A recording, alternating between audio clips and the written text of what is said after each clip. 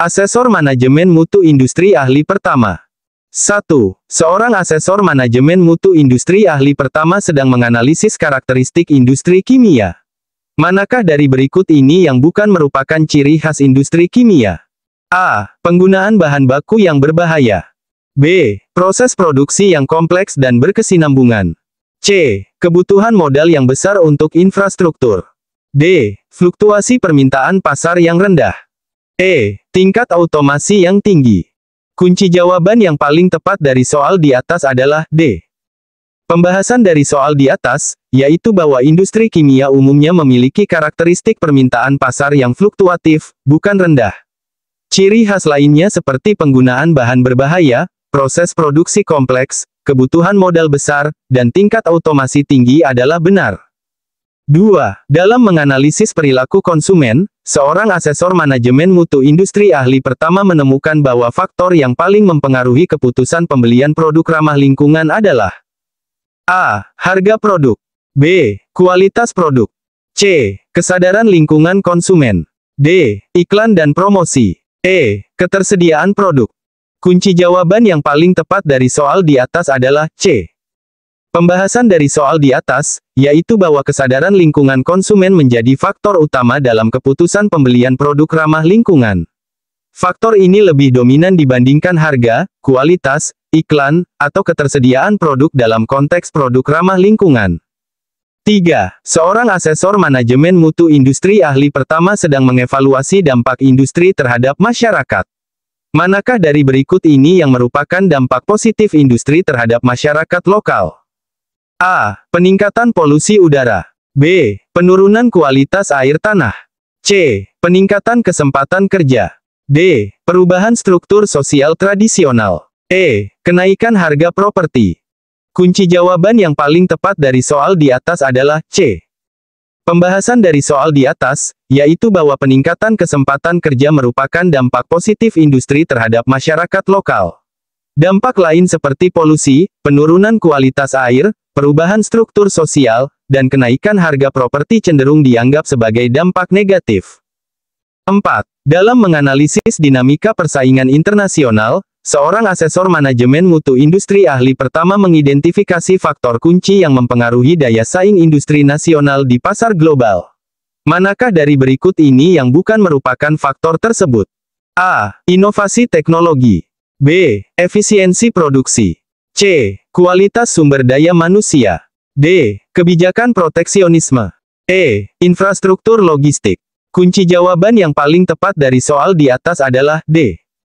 Pembahasan dari soal di atas, yaitu bahwa kebijakan proteksionisme bukan merupakan faktor yang meningkatkan daya saing industri nasional di pasar global. Justru, kebijakan tersebut dapat menghambat kompetisi dan inovasi. Faktor-faktor lain seperti inovasi teknologi, efisiensi produksi, kualitas SDM, dan infrastruktur logistik adalah kunci dalam meningkatkan daya saing. 5. Seorang asesor manajemen mutu industri ahli pertama sedang menjelaskan manfaat sertifikasi produk bagi industri. Manakah dari berikut ini yang bukan merupakan manfaat langsung dari sertifikasi produk? A. Meningkatkan kepercayaan konsumen. B. Memenuhi persyaratan regulasi. C. Membuka akses ke pasar baru. D. Mengurangi biaya produksi. E. Meningkatkan daya saing produk. Kunci jawaban yang paling tepat dari soal di atas adalah D. Pembahasan dari soal di atas, yaitu bahwa sertifikasi produk tidak secara langsung mengurangi biaya produksi. Justru, proses sertifikasi mungkin memerlukan investasi tambahan. Manfaat lainnya seperti meningkatkan kepercayaan konsumen, memenuhi regulasi, membuka akses pasar, dan meningkatkan daya saing adalah benar. 6. Dalam menjelaskan perbedaan antara sertifikasi produk, sistem manajemen, dan personel, seorang asesor manajemen mutu industri ahli pertama menyatakan bahwa A. Sertifikasi produk berfokus pada kualitas produk akhir. B. Sertifikasi sistem manajemen hanya berlaku untuk industri besar.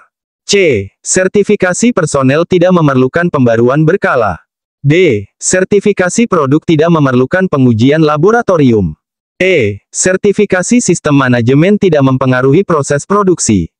Kunci jawaban yang paling tepat dari soal di atas adalah A. Pembahasan dari soal di atas, yaitu bahwa sertifikasi produk memang berfokus pada kualitas produk akhir.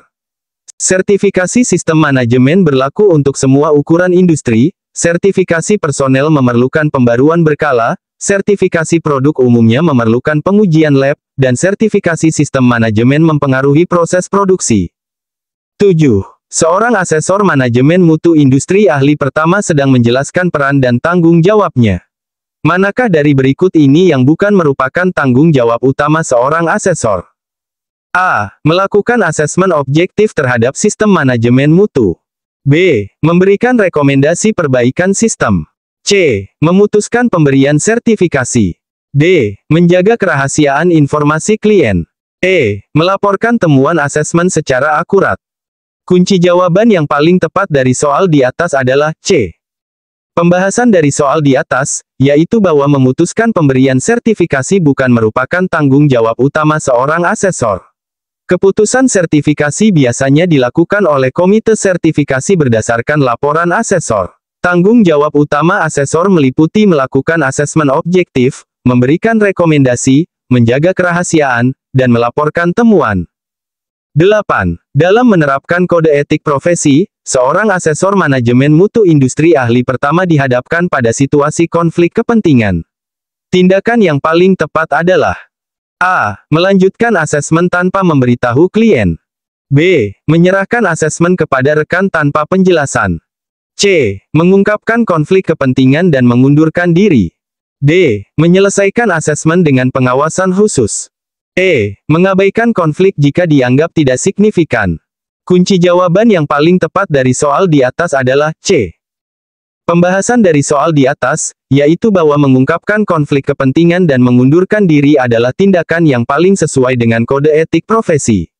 Hal ini menjaga integritas proses asesmen dan menghindari potensi bias atau ketidakadilan dalam penilaian. 9.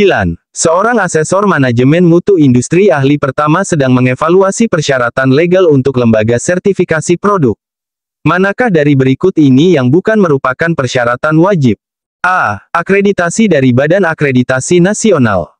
B. Independensi dari pihak yang disertifikasi. C. Sistem manajemen mutu yang terdokumentasi. D. Modal minimum 10 miliar rupiah. E. Kompetensi teknis personel. Kunci jawaban yang paling tepat dari soal di atas adalah D. Pembahasan dari soal di atas, yaitu bahwa modal minimum 10 miliar rupiah bukan merupakan persyaratan wajib untuk lembaga sertifikasi produk. Persyaratan wajib meliputi akreditasi, independensi, sistem manajemen mutu, dan kompetensi teknis personel. 10. Dalam menganalisis struktur organisasi lembaga sertifikasi produk, seorang asesor manajemen mutu industri ahli pertama menemukan bahwa fungsi kunci yang harus ada adalah A. Bagian pemasaran dan penjualan. B. Komite ketidakberpihakan. C. Departemen penelitian dan pengembangan. D. Divisi produksi. E. Tim pengacara hukum. Kunci jawaban yang paling tepat dari soal di atas adalah B. Pembahasan dari soal di atas, yaitu bahwa komite ketidakberpihakan merupakan fungsi kunci yang harus ada dalam struktur organisasi lembaga sertifikasi produk untuk menjamin objektivitas dan independensi proses sertifikasi. Fungsi lain seperti pemasaran, R&D, produksi, atau tim hukum bukan merupakan keharusan. 11. Seorang asesor manajemen mutu industri ahli pertama sedang menganalisis proses bisnis dalam industri manufaktur. Manakah dari berikut ini yang bukan merupakan bagian dari aliran material dalam sistem manufaktur? A. Penerimaan bahan baku. B. Penyimpanan work in process. C. Pengendalian kualitas. D. Pengemasan produk jadi. E. Manajemen sumber daya manusia. Kunci jawaban yang paling tepat dari soal di atas adalah E. Pembahasan dari soal di atas, yaitu bahwa manajemen sumber daya manusia bukan merupakan bagian dari aliran material dalam sistem manufaktur. Proses ini terkait dengan pengelolaan personel, bukan aliran fisik material. Penerimaan bahan baku, penyimpanan WIP, pengendalian kualitas, dan pengemasan produk jadi merupakan bagian dari aliran material. 12. Dalam mengevaluasi jenis-jenis proses produksi, seorang asesor manajemen mutu industri ahli pertama mengidentifikasi karakteristik proses batch production. Manakah dari berikut ini yang bukan merupakan ciri khas batch production? A. Fleksibilitas dalam menghasilkan variasi produk. B. Produksi dalam jumlah menengah. C. Peralatan produksi yang dapat diatur ulang. D. Aliran produksi yang kontinu 24 jam. E. Pengelompokan produk berdasarkan pesanan. Kunci jawaban yang paling tepat dari soal di atas adalah D. Pembahasan dari soal di atas, yaitu bahwa aliran produksi yang kontinu 24 jam bukan merupakan ciri khas batch production. Karakteristik ini lebih sesuai untuk continuous production. Batch production ditandai dengan fleksibilitas, produksi jumlah menengah, peralatan yang dapat diatur ulang, dan pengelompokan produk berdasarkan pesanan. 13. Seorang asesor manajemen mutu industri ahli pertama sedang menganalisis regulasi nasional terkait standarisasi produk industri. Manakah dari berikut ini yang bukan merupakan tujuan utama regulasi standarisasi produk? A. Melindungi konsumen dari produk berbahaya. B. Meningkatkan daya saing produk nasional. C. Menjamin kualitas dan keamanan produk. D. Membatasi impor produk asing. E. Mendorong inovasi dan pengembangan teknologi. Kunci jawaban yang paling tepat dari soal di atas adalah D. Pembahasan dari soal di atas, yaitu bahwa membatasi impor produk asing bukan merupakan tujuan utama regulasi standarisasi produk. Tujuan utama meliputi perlindungan konsumen, peningkatan daya saing, jaminan kualitas dan keamanan, serta dorongan inovasi. Pembatasan impor lebih terkait dengan kebijakan perdagangan, bukan standarisasi. 14. Dalam mengevaluasi kebijakan pemerintah terkait pengembangan standar, seorang asesor manajemen mutu industri ahli pertama menemukan bahwa pendekatan yang paling efektif adalah A. Mengadopsi seluruh standar internasional tanpa modifikasi. B. Membuat standar nasional yang sangat ketat. C. Melibatkan seluruh pemangku kepentingan dalam pengembangan standar. D. Mewajibkan semua produk memenuhi standar tertinggi. E. Membatasi partisipasi sektor swasta dalam pengembangan standar. Kunci jawaban yang paling tepat dari soal di atas adalah C. Pembahasan dari soal di atas, yaitu bahwa melibatkan seluruh pemangku kepentingan dalam pengembangan standar merupakan pendekatan yang paling efektif. Hal ini memastikan standar yang dikembangkan relevan, aplikatif, dan dapat diterima oleh semua pihak. Pendekatan lain cenderung mengabaikan kebutuhan spesifik industri nasional atau terlalu membatasi. 15. Seorang asesor manajemen mutu industri ahli pertama sedang menjelaskan peran standarisasi dalam mendukung daya saing industri nasional. Manakah dari berikut ini yang bukan merupakan dampak positif standarisasi terhadap daya saing? A. Meningkatkan efisiensi produksi. B. Memfasilitasi transfer teknologi. C. Menjamin kompatibilitas dan interoperabilitas produk. D. Mengurangi variasi produk di pasar. E. Meningkatkan kepercayaan konsumen terhadap produk. Kunci jawaban yang paling tepat dari soal di atas adalah D.